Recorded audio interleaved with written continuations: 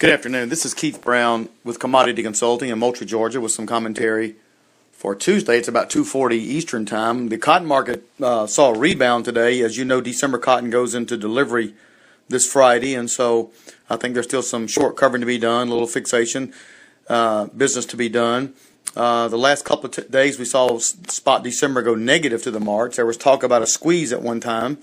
Hard to imagine that would happen now, but nonetheless that spread did gain back about 50 points today. So it'll be interesting to see how Wednesday, Thursday indeed stacks up.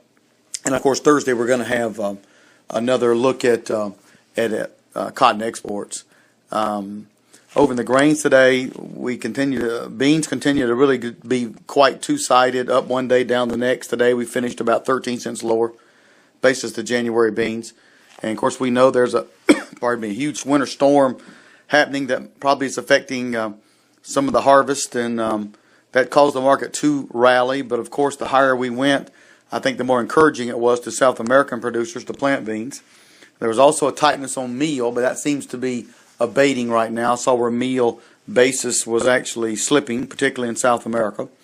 And so we could see a situation here where the beans do break back, and of course that would take corn and wheat with them. Wheat, of course, has come up with trouble, with winter weather troubles, as well as trouble in the Ukraine, with Putin still having quote-unquote troops in that sovereign nation.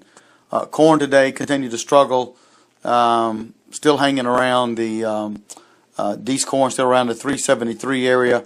We still have a pretty strong basis here in the southeast, but as you look at corn, I suspect that the Midwest grain farmer put in a lot of on-farm storage, and he's putting his crop in the bin, and that created a certain amount of tightness. I think that's one reason corn was driven higher and away from $3.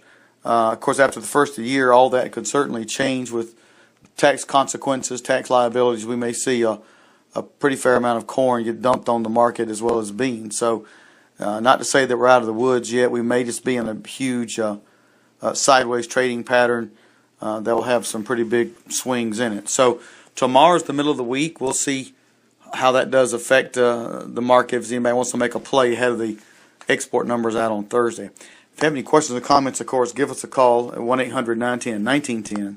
Thanks for listening.